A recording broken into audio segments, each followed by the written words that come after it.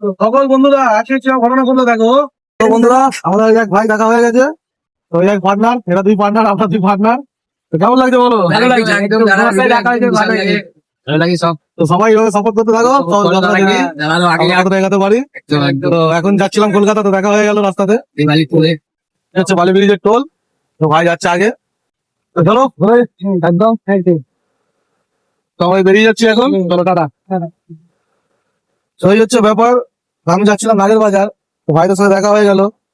বন্ধুরা তোমরা যা সাপোর্ট করছো বা সাপোর্ট করেছো বিশাল, আমার জন্য তো বিশাল, কিন্তু ফেসবুকে যে স্ট্রাইকটা পড়ে গেল, স্ট্রাইকের জন্য আমরা কিছু করতে পারছি না বা কিছু দিতেও পারছি না সেইভাবে ভিডিও। তো খুবই দুঃখিত, তো চেষ্টা করবো যতটা দেওয়ার, বেস্ট চেষ্টা তো চলছে, তো বাকিটা তোমাদের হাতে। একটা কথা বলছি, যত হেল্পার আছো, যত ড্রাইভারদের সাপোর্ট করছো, তাদেরকে বলবো দেখো তোমরা কিন্তু মন দিয়ে কাজটা শেখো। ড্রাইভার যখন যা বলবে, হয়তো আমি গালাগালি করে ভিডিও করি, আমার হেল্পারকে গালাগালি করি, কিন্তু আমার তো উদ্দেশ্যটা নয়।